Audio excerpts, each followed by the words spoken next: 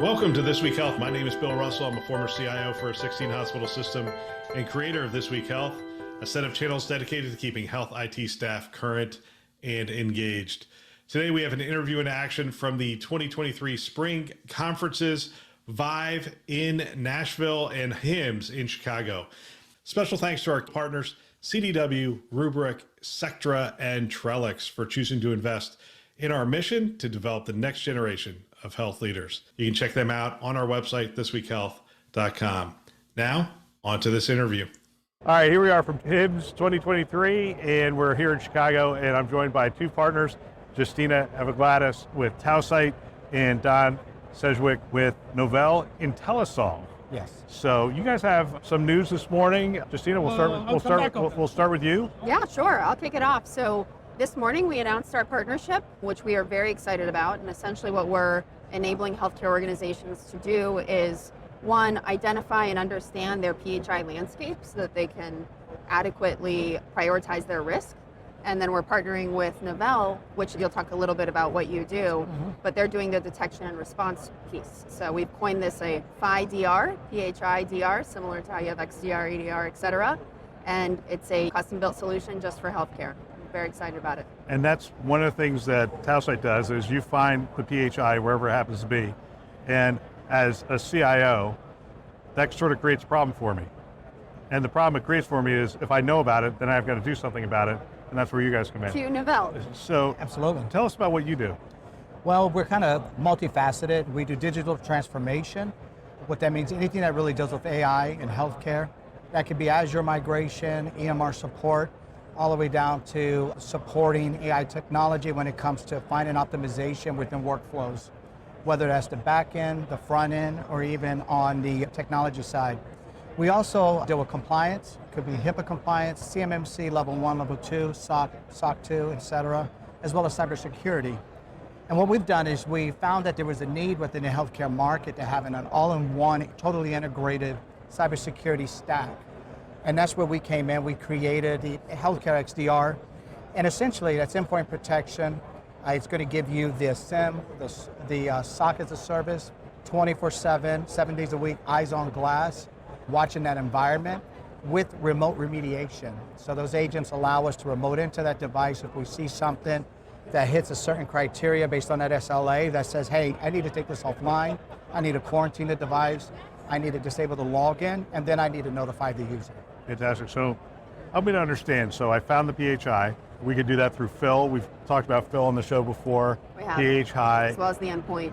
So Phil is PHI Locator. Locator. Thank you. And it's designed for server environments. Right. But Novelle is also using the endpoint sensor, which gets you the real-time data of how is PHI moving throughout the organization, outside the organization, and who has access to it, and what is being protected, what is not. And then Novelle can come in and really do the remediation in an automated way. So talk about the remediation. What would that look like if we found this PHI all over the institution? First of all, you'd have to establish why the PHI is there. So the one thing that Tausight allows, it gives you the who, what, when, and where, and it establishes the security company or that management team to figure out the why. So once you've established the why, then you can go ahead and address it. So our system allows us to recognize a PHI, let's say, is in a recycle bin, sitting on a device that has been there for a couple of days. Well, we're able to go in and we're able to take that device offline if we feel it's been compromised. We can isolate that device, we can disable the logins.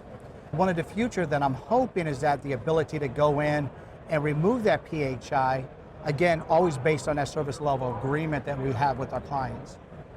That's fantastic. I assume when you talk about Health XDR, I assume there's SOCs that utilize this, or is this predominantly a solution for healthcare providers who are running their own SOCs? This is really a solution where the healthcare provider doesn't need to run their own SOC. We replace them. We are the SOC. Oh, okay. We Fantastic. give them the 24/7 eyes on glass continuously, 365 days a year. That's fantastic.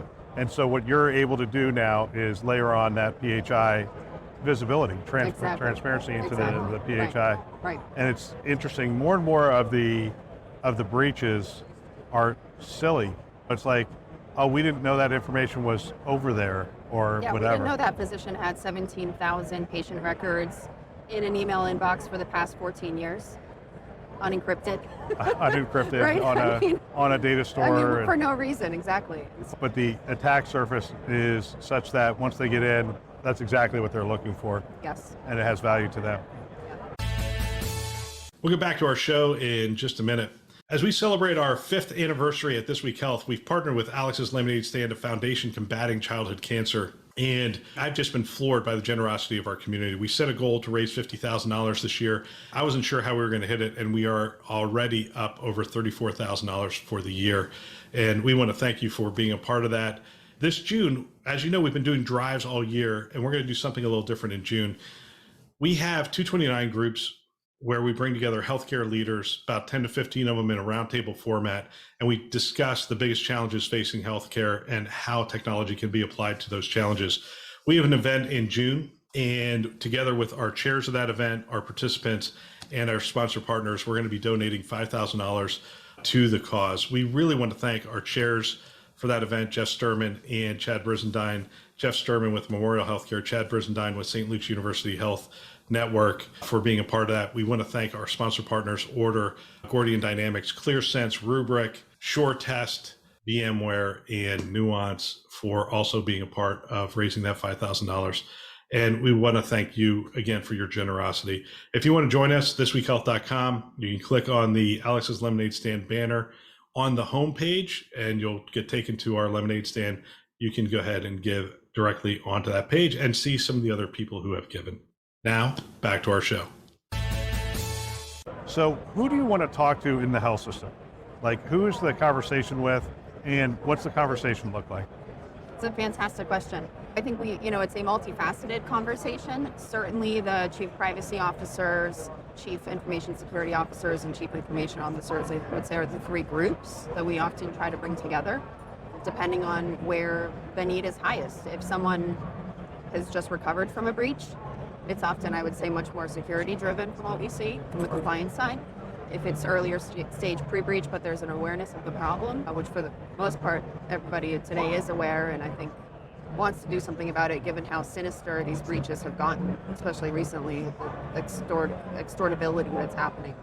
IT is really starting to pick this up as well. So true. And your conversations, same group? The same group, but I think you could add life science to that also. So anywhere where there's the possibility of PHI or even PII, right? And just assuring that that information is secure, is protected. But we also have found that it really gives us use cases that we're able to see workflows within the environment. Like now we can question, why does the doctor have this PHI on their desktop or on his shared drive? Why does a biller have it? Why does an insurance verifier have it, front desk, clinical, et cetera, and identify use cases and then actually put in place what I would consider to be better protocols, more secure protocols. So I want to talk about your titles. Chief Privacy Officer? Yes. So what's your role with Novelle IntelliSolve? A couple. Overseeing the compliance of our clients as well as internal.